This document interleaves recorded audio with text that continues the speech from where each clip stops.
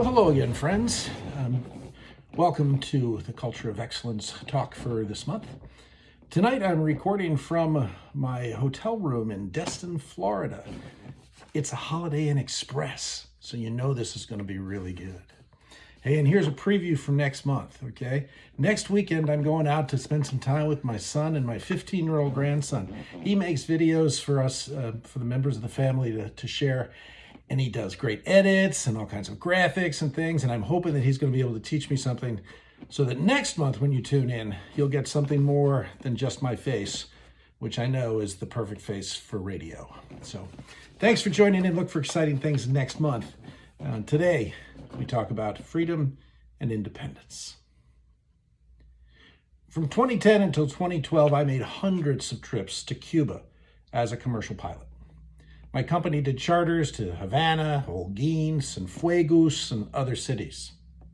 Mostly what we did was we took Cuban Americans back to visit their families who were still there, to bring them supplies and to introduce the new grandchild to the abuela who had never met them.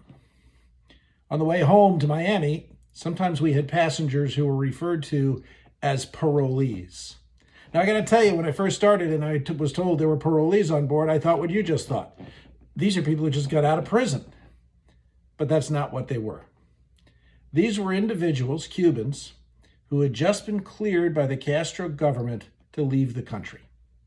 Often they'd been waiting for years or decades to join family members who were already in the United States who had gotten out by some other means. Now, on most of our flights, we had 2 or 3 of these.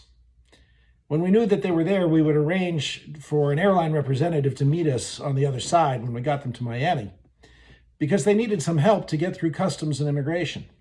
This was all incredibly new to them. They'd never been outside of Cuba. They'd never been on an airplane. They'd never been to the United States. They'd never experienced anything like they were about to experience. It was incredibly life-changing. I remember one time riding on the little train from the gate down to customs with a couple of our parolees. And there was a woman who was in her 20s with her 2 little kids. And she spoke English, which was a little unusual for the parolees. But she spoke pretty good English. And as we're riding through the oldest part of Miami International Airport, she just kept saying, "It's so beautiful. It's so beautiful." Little did she know, she was looking at the ugliest part of Miami. Well, one day, I'm down there in Havana, and my ground security coordinator comes on the plane, and he tells me we don't have our usual 2 or 3 parolees for this flight. We have 81. That's crazy. Never had I seen anything like that. Never had I seen double digits. So the first thing I did was stop and make a call to Miami to alert them that it wasn't just 1 or 2. We were going to have 81 parolees, 81 individuals who needed help to get through customs. Their families probably waiting just on the other side of customs, but they couldn't get through to see them. And so we needed somebody to help them. So after we got that set up, we were on our way for the short 45-minute flight from Havana to Miami. Now, the route from Havana to Miami was the same every day. You took off towards the northeast and you just continued to fly on that heading until we got to a fix that was the boundary between U.S. and Cuban airspace. At that point, you made a hard turn to the left, due north. You flew up to Marathon and then made another turn to the northeast to join the arrival corridor into Miami. Now, that turn from the northeast to the north at the border, it was very obvious. So in this day, I decided to make use of it. As we made the turn, I picked up my cabin microphone, and in my best captain voice, I said, "Ladies and gentlemen, the turn we are currently making marks our departure from Cuban airspace. On behalf of my crew, allow me to be the first to welcome you to the United States of America." When I finished, the plane erupted with applause and cheers. The fire door that they've installed between the pilots and the passengers couldn't keep their enthusiasm from making its way all the way to the front. 81 people on that plane had just been told they were free. And it meant something to them. After the flight attendants told me that there was so much hugging and kissing and high-fiving going around because they knew they were free. 81 new Americans that day flew into Miami. I love that story, and I love telling it. And now we're in a stretch where we're going to celebrate two big holidays before we meet again in July. Our incredible country is going to celebrate two important days. Juneteenth, which is our newest holiday, which we celebrate on the 19th. And of course, the day of our independence will be marked on the 4th of July. Two holidays that celebrate two different things: freedom and independence. But wait, you're asking, aren't those basically the same thing? Aren't freedom and independence basically the same? Well, today, I'm here to tell you that they're not, and I'm here to tell you why. Now, Juneteenth, our newest holiday, was just created as a federal holiday by an act of Congress.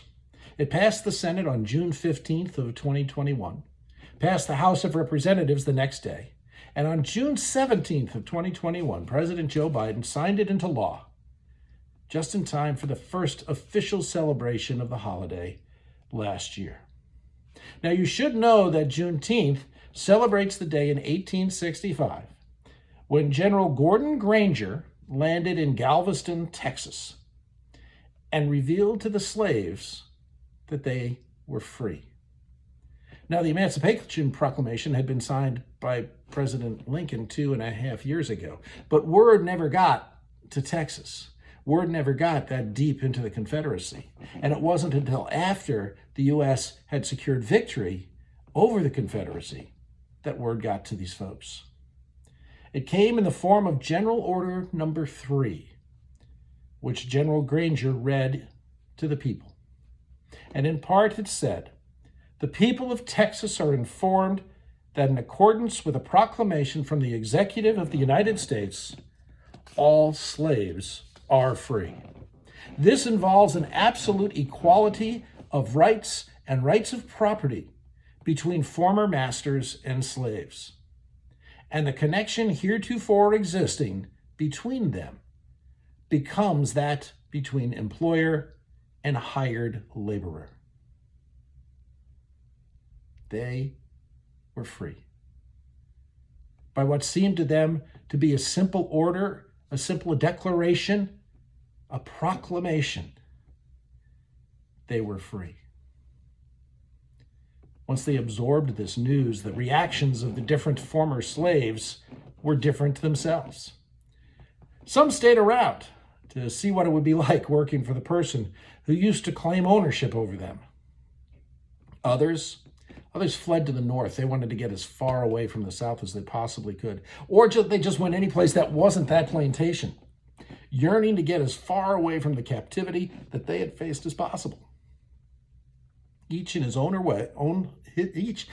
her own way, celebrating their freedom. For years, that freedom continued to be celebrated on June 19th. Especially amongst African Americans in Texas, this was the day to celebrate. It was the day that they were freed. Now, there were challenges to these celebrations. They weren't universal. They were mostly just African Americans celebrating. Some cities in this deeply segregated South were still not eager to see these celebrations and refused permits to gather on public lands. When more blacks became landowners, they created their own parks, dedicated as locations for these celebrations, where no rule could keep them from celebrating. As time went on and our culture shifted from the plantations to factories and cities, the celebrations faded. But during the civil rights era of the 1960s, they started coming back. Not just in Texas, but around the country. and not just for blacks, but for all Americans who saw the importance of freedom, which had finally been extended further than ever before. Most of us realized we weren't done, but we knew we were making progress. These celebrations extended well beyond the South as well. Next week, there's going to be huge celebrations of Juneteenth in cities like Milwaukee and Minneapolis. And all around the country, offices will close as we honor and respect those who were freed that day. Sorry. Texas was first to recognize the holiday in 1980. And now the rest of the country joins them. And why not? Why should we not all celebrate freedom? Let's all celebrate Juneteenth. And 3 weeks after that celebration, we have an opportunity for yet another. We celebrate the holiday that we affectionately call the 4th of July, our Independence Day. We celebrate that day that John Hancock and 56 other brave Americans decided that they'd had enough of King George and the tyranny that they were feeling, the lack of respect, the taxation without representation, the lack of freedom. They had had enough, and they declared their independence. John Adams at the time wrote to his wife about what they were doing. And he said, "I am apt to believe that it will be celebrated by succeeding generations as the great anniversary festival. It ought to be commemorated as the day of deliverance by solemn acts of devotion to God Almighty.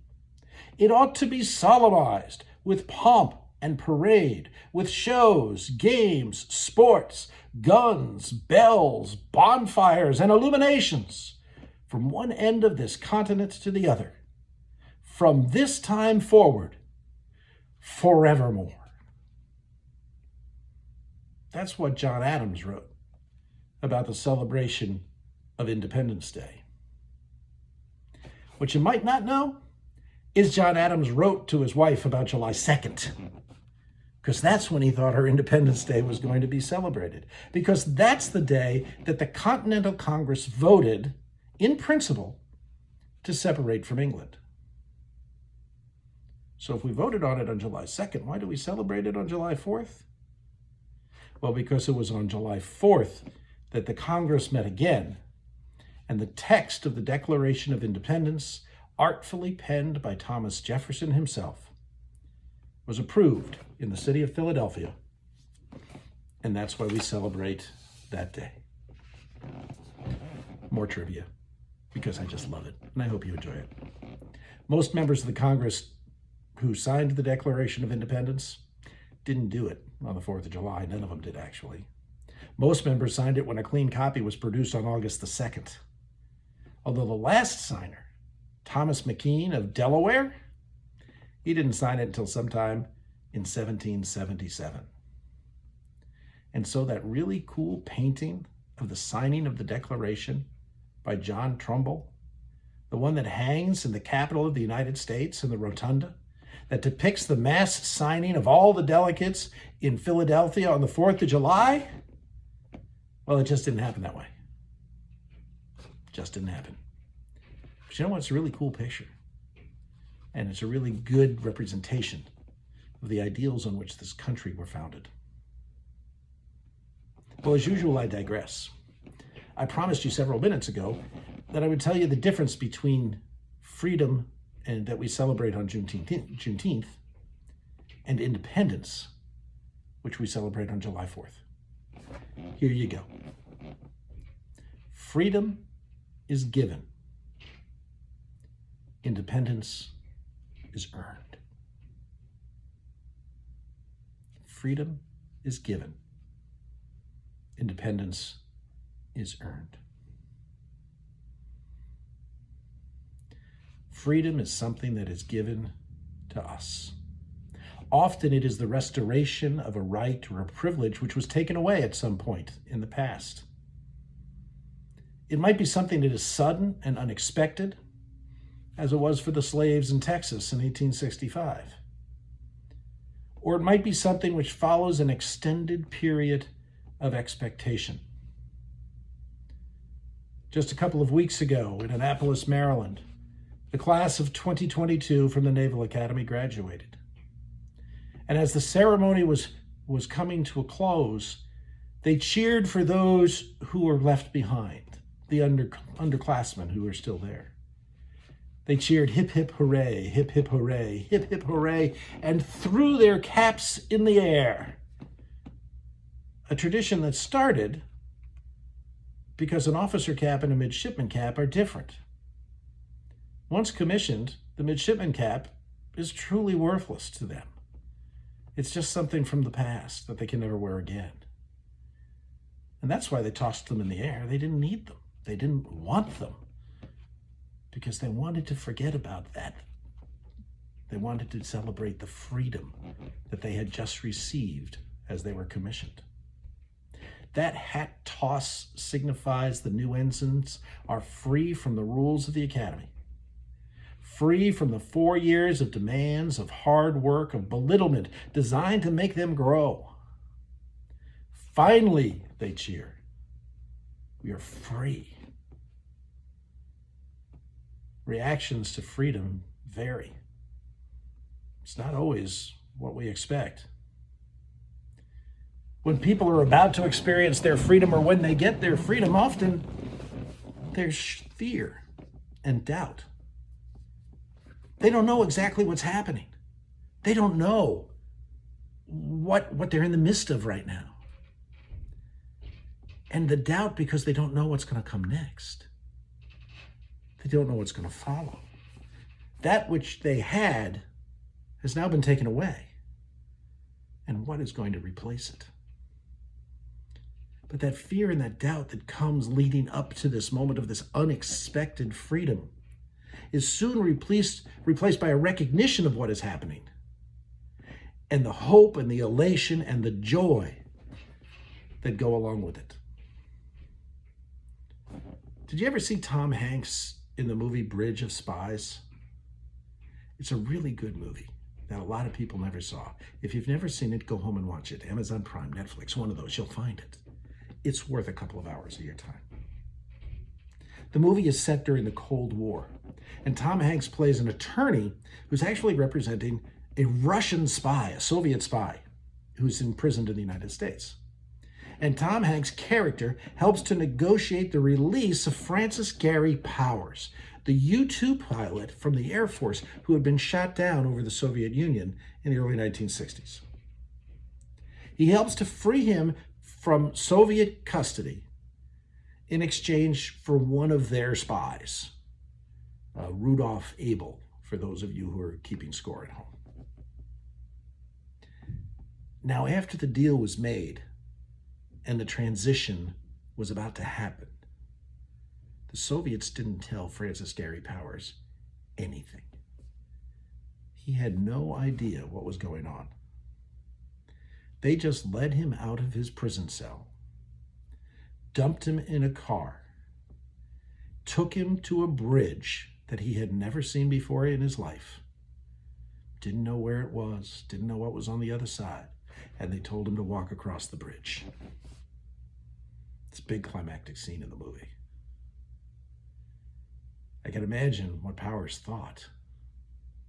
The fear that must have been going through his mind as he walked away from the Soviets, wondering if he was about to get shot in the back as a spy as he walked away.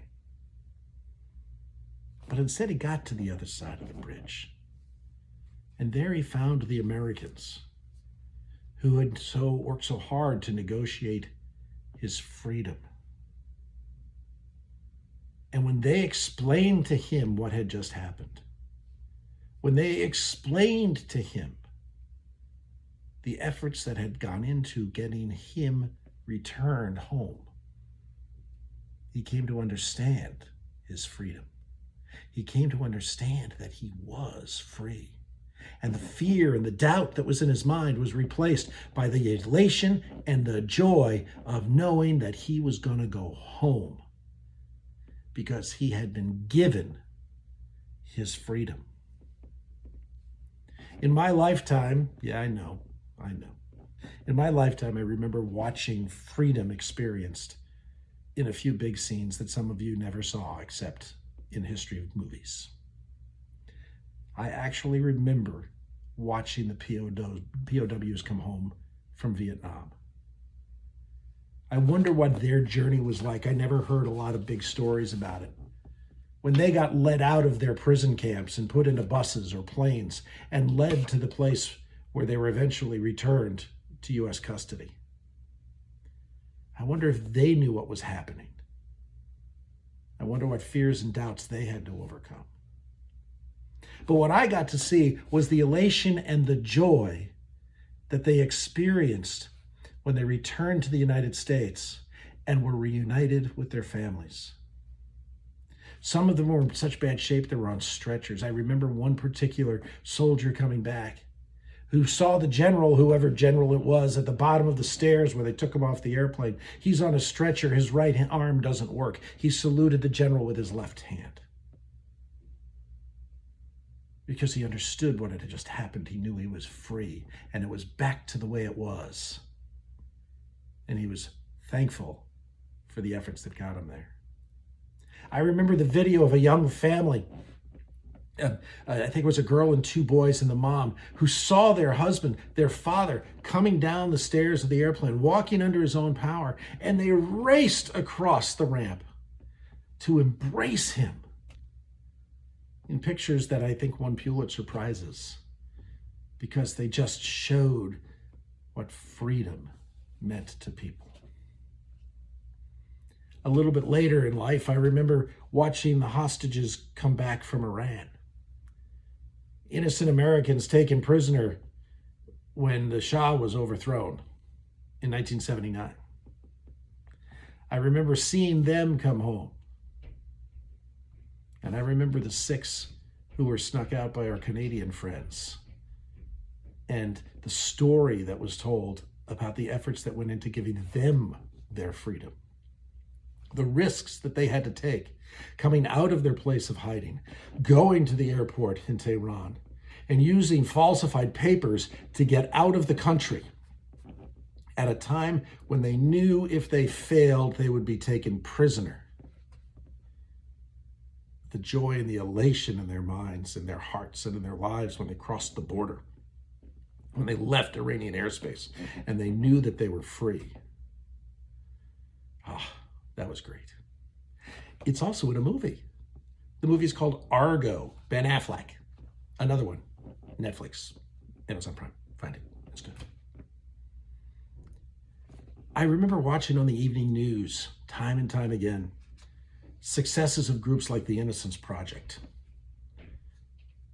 Lawyers who were working for nothing to get people their freedom, to lead prisoners out of prison, out of their jails, finally being free from their unjustified incarceration. And I remember experiencing myself and witnessing countless times the freedom that will be experienced this week, maybe last week, by children and their teachers all over our country on the last day of school. Every May or June, we celebrate the end of a school year and the freedom that comes for the next 8 to 10 weeks. As kids get to sleep in, get to go to the park whenever they want, get to hang out with their buddies, do whatever. It's great freedom. Whether it's big and public or small and private, freedom requires one to give something up to someone else in order for that someone else to gain something. The actions of one free another. Remember that. Independence, on the other hand, isn't given. Independence is earned. When the founders declared their independence on the 4th of July, or the 2nd of July, or earlier August, or whenever it was, you know what I mean, they knew that this was the beginning of a journey. They knew that King George wasn't going to just go away and say, oh, okay, fine, guys, have a good time. They knew that wasn't the case. The John Adams letter to his wife, it continued with this: I am well aware of the toil and blood and treasure that it will cost us to maintain this declaration and support and defend these states. Yet through all the gloom, I see the rays of ravishing light and glory. I can see that the end is more than worth all the means, and that posterity will triumph in that day's transaction, even though we should rue it, which I trust in God we shall not. When he talked of the toil and blood and treasure that was to be spilled in order to maintain this Declaration of Independence, he was correct. The patriotic Americans lost 6,800 dead in the American Revolution, 6,100 wounded, in a war that was intended simply to implement the declaration which had been given. But through that war, through that sacrifice, through that process, our founding fathers gained the independence that we still enjoy today. They made it all possible for us. I had the privilege of helping to raise 3 children and watch them gain their independence. They did it by taking giant steps forward and smaller steps back. They did it by stepping outside their comfort zones, taking risks. They did it because they were willing to fail, seeing failure not as a final result, but a step in the journey. They did it by hoping and dreaming and trusting and by working really hard. That's how it is in life.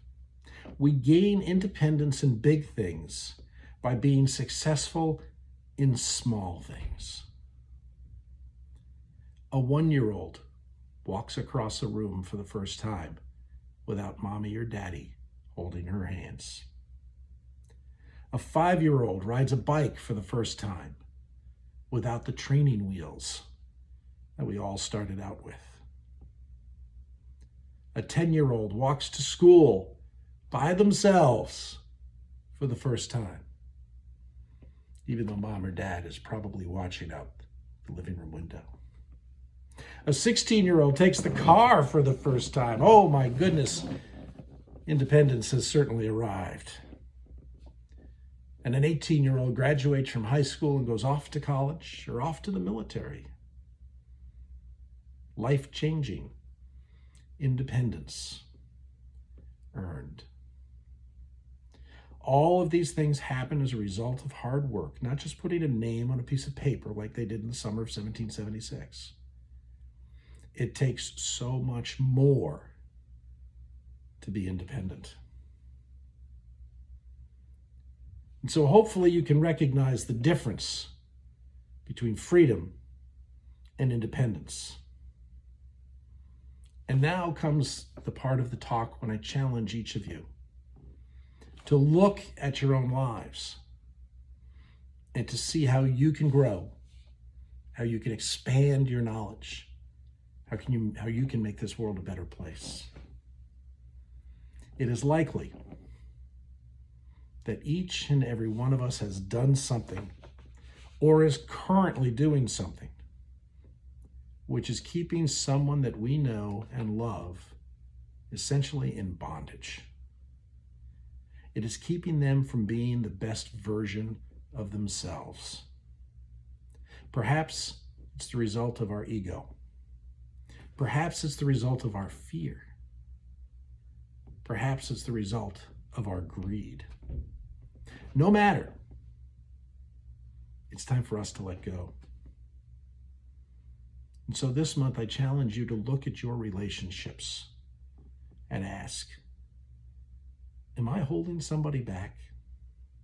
Am I, consciously or unconsciously, preventing a family member, a friend, a coworker from their freedom? If the answer is yes, well, it's time, my friends, to let my people go.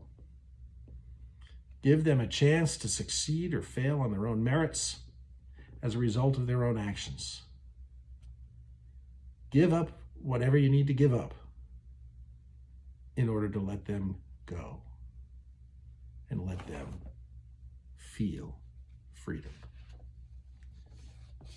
It's hard to let go, but it's essential if everyone is to truly be free. It's likely, too, that the reverse is true, that we are relying on someone else a little bit too much.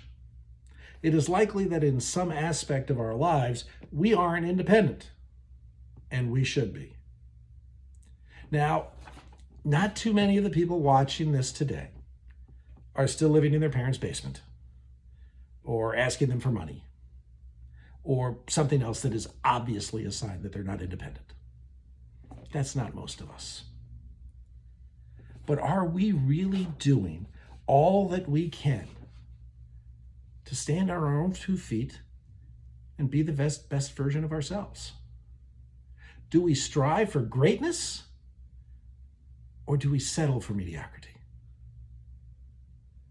I'd like each of you this month to examine your lives and look for places where you can grow your independence. John Adams saw rays of ravishing light and glory at the end of his struggle. What do you see? What do you see at the end of your struggle? What is there out there for you? If the vision is there, the dream is possible.